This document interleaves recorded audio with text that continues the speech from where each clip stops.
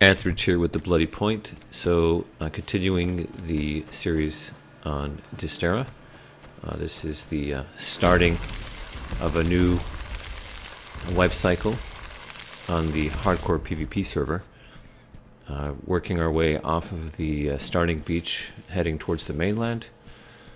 Primary goal here is the acquisition of the resources we will need to get our base going. We're occasionally fighting the mobs that we find.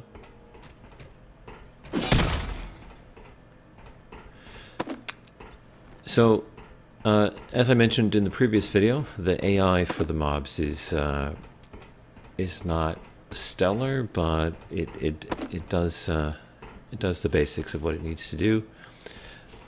It is surprising in some cases of what the individual mobs are capable of. You'll find, especially in raiding the facilities, the large facilities where there are a large number of enemies, that they will sometimes sneak up on you. They will attack from an unexpected direction. One thing they do, which is really pretty cool, is there are mobs with a shield. So one of the mobs has a shield and he sets up and holds it in front of himself, and then the other mobs who don't have shields will actually stand behind him and be protected from fire. That's pretty cool behavior. There does also seem to be some detection. You know, you'll put your crosshair, you'll aim down sights on a mob, and you haven't fired yet, and it'll dodge out of the way. So that's some pretty cool stuff that you don't always see. But you know, there are other areas where the mobs behave in a way that's overly simplistic, or they turn their backs to you. You know, you're standing right next to them and they don't turn to look at you, etc. Work in progress, of course, and we have seen progress, as I mentioned previously, further in the map, and mobs that have been added more recently in development. Their behaviors are much better. In some cases, some of the boss fights are really quite complex. So, you know, it's a mixed bag. So in the stage of a survival game, you know, where you have to start collecting building materials, we have stone, which you just saw, terracite, which is used as a fuel for various things. It's also a good option for transmitting to the space station, the orbiting you know, station, in order to build up those points which you need to purchase things at the transmitting tower, including your access card or ticket to escape on the rocket. Stone, terracite, and then metal. Metal is harvested in different ways. You'll notice that when you're exploring these things, for example, you see I'm harvesting metal from this bin. It'll highlight, indicating that it's a harvestable object. The same can be found with the various vehicles, you know, cars and hover bikes and so on, that are the ruined vehicles lying around. And as you just saw, you can just grab it from some of the lootable items in the buildings. Metal is used for a lot of different crafting, so you do need a large quantity of it. One of the things you'll want to do fairly early on is put points in your skill tree into the resource harvesting skill ups. It'll increase the amount that you get, the yield. There's also options for increasing the speed at which you harvest, which can be useful as well. So you saw a moment ago there was a chest which can be hacked.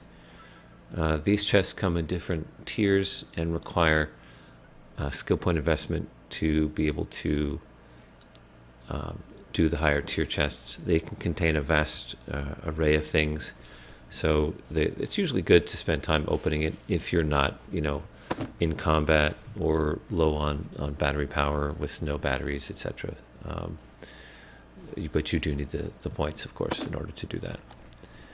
There is a cooldown associated with failure. If you fail to hack the chest, your robot arm itself goes into a cooldown, which prevents you from doing other things, such as, you know, dashing and the various activities that are related. So you'll want to be very careful when it comes to the timing on which you do that. Here I saw this this door, which seemed like they should be opening into a room that you can't access. This thing that I'm trying to put on my bar is a crafting agent. You can't actually put it on your bar to use or drop it on the ground or anything to explode. So this was just me not understanding what that actually was. There are quite a few different items that you can acquire from grenades, throwable grenades of different types. So you see here, as I mentioned, I don't have enough battery power in my arm to do the hacking. The amount of power that it requires per attempt and the time that the cooldown lasts for is a variable based on the progression, so you can reduce that. Okay, success. What do we got? Okay, those are useful crafting materials. That's good. But you can see that my battery now is fully drained. At low levels of progression in the security hacking, you're going to use a lot of power. And it takes a lot of time with the basic batteries to get this back up. So, you can just imagine distant combat. It's not the kind of thing you want to be doing. The batteries have tiers as well. So there's a spectrum, for this. If I were to have skill points in the hacking and good tier batteries, it would be a lot less of an impact. Boy, don't sleep in a tent with this guy after he's eaten all that. So I'm going to be leveling up soon. You got to plan your progression because you do need some of these skills to do specific things. So for example, if you're raiding a facility and it has tier 2 chests but you don't have tier 2 hacking, well, that's a lot of wasted opportunity. By the same token, if you feel like you need the glide function for mobility, you're going to want to put points in that as well. So the game actually does look pretty good. It's Unreal 4, and it can be pretty at times. The performance, I find, at least personally, I don't have an extreme machine, but it performs very well.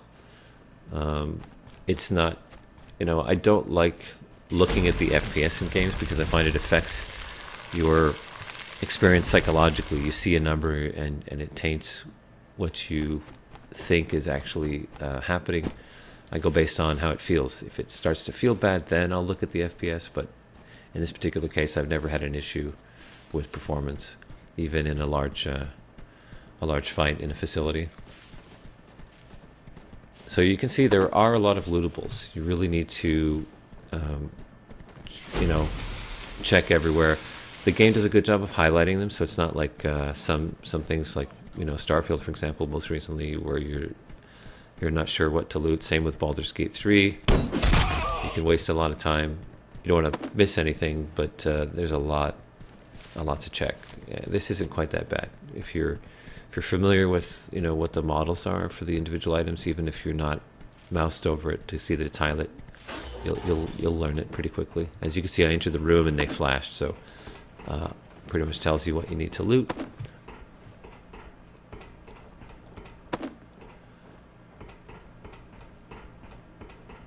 There's a guy up here somewhere. I can hear him. Or is he in the building next door? Oh, there he is. So, oh.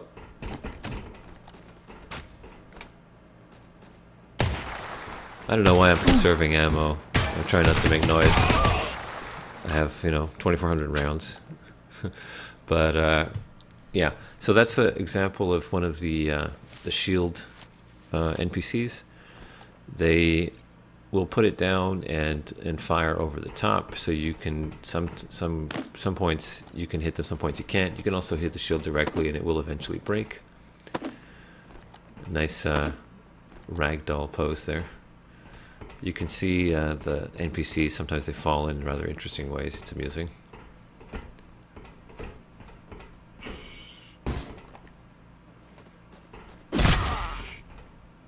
So the machete I'm using is pretty low tier, and the melee weapons, they do have representatives in the different tiers, so not the same weapon of a higher tier, it's just a different weapon. and they also have abilities. So there is a particular knife, for example, that will cause your enemy to bleed. It does less damage, but it does a bleeding condition. There's a hammer which you can get, which actually does a lot of damage to structures. So if you're raiding and you don't want to use explosives to make a lot of noise, you can use the hammer and take the walls down that way. It can also be used in melee. So there's a lot of different options. There's a lot of gear progression to navigate through. It's easy to see how the single player experience could work, because apart from the story elements, you do have a lot to work through. Oh, I believe I mentioned it in the previous video, but I'll mention it again. So the game does have 3 modes. You have the single player that I mentioned, you have PvE online, and you have the multiplayer, PvP.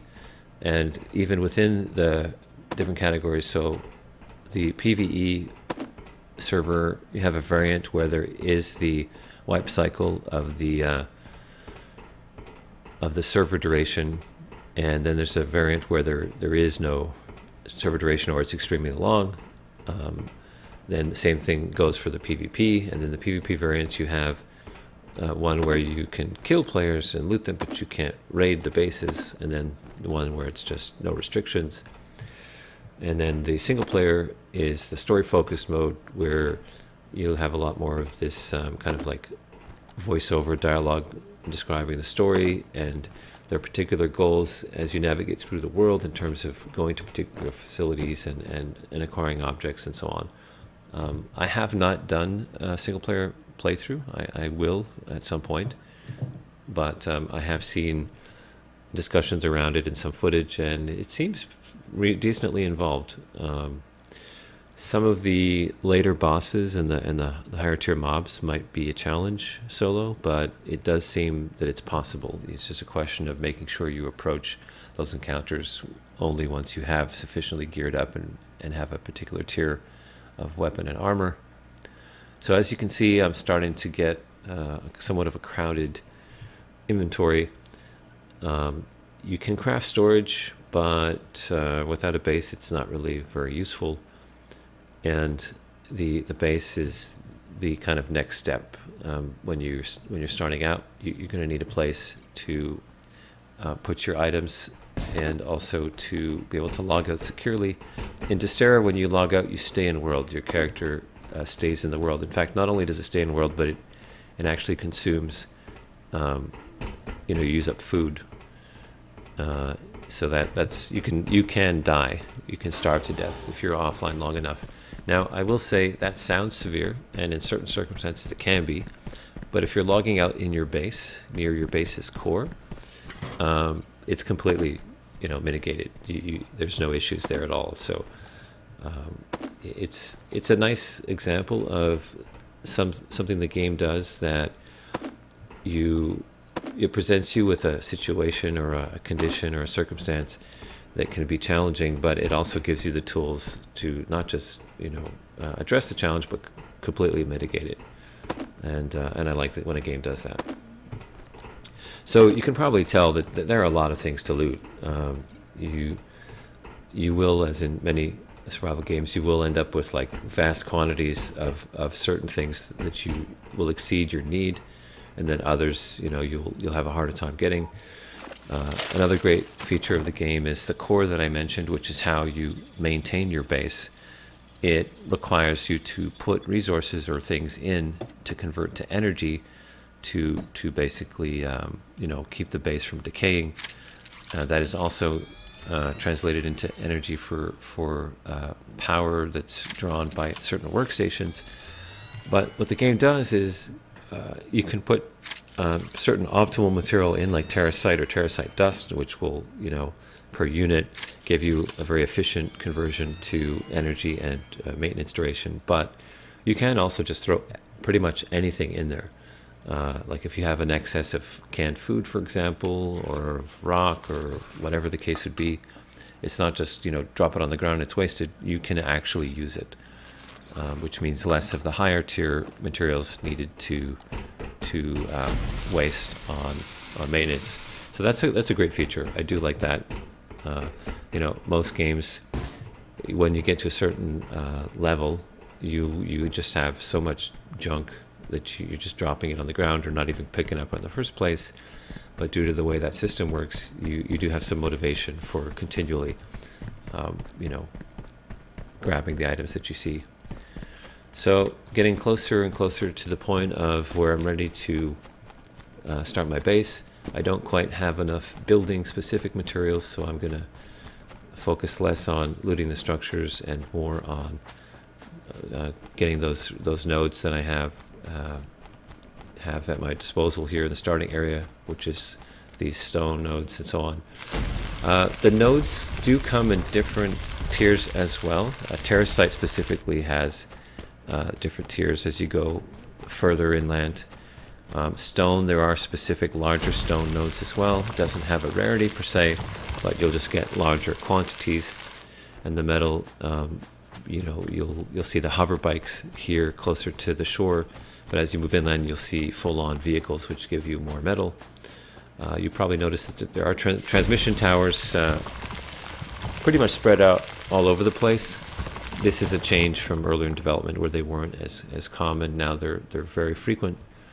So you can be emptying your inventory also, not just by putting the things in your building core for maintenance, but some of them can be placed in these transmission towers, earning you points, which will impact the kind of points you have to buy items as well as your ranking on the server. The ranking impacts rewards, which are acquired as you progress over time through the different server cycles. So it's an important thing to do. I've seen people focus on it and have a really large number of points, and it does pay off later. So as we leave the structures, there are still some mobs, NPCs to worry about. There are animals of different types, some hostile, some not, and there are also speaking of which, there's a bear. There are also humanoid NPCs. They tend to be focused inside the structures, but they also exist on the outside as well, guarding the gates or at particular points nearby. There you saw the bear. Here you see some of the elk or deer, and we have some of the NPCs. NPCs will react to your presence if you're within a certain proximity. They also seem to react to sound, so if I were to fire my weapon to kill these animals, they would, if they're close enough, respond. They do leash, but they will chase you, for a fair distance. So I'm not really going to gain anything by assaulting them at this point. Okay, so as you see, here's a vehicle. This one is a wrecked vehicle, so it's purely a resource node giving me metal. There are actual vehicles that you can drive. You'll find them in forms that need to be repaired in some way, or in their fully functional form. Vehicles have wheels that you may need to replace, which you can craft using fabric, which is lootable here, or sometimes they need vehicle fuel. But once you have one, you can put it near your base, and you have it to travel around. The craftable versions also have storage, and they have security, so you can put a lock on it. You can store items in it. You can use it for carrying loot. If you go to a base, you park it outside, fill up your inventory, go out to the vehicle, put it in the trunk, and then go back and loot some more. The locked versions can be hacked, which ties into the hacking skill. So there's a lot involved there. The building system even gives you the ability to craft a garage. There's an overhead or garage style door that you can build, so you can park your vehicle indoors. I have to say, and you'll see it later, but the building system is one of the best I've seen in this genre, and it has some amazing options as you progress. Things like electric fences, electric floors, holographic floors, kind of like holographic dummy players that you can place, turrets, etc. There's a lot to see. So we're pretty much at the end of this stage. We're going to move on to the building stage in the next video. This is Dysterra, a survival sci-fi shooter. Thanks as always for watching.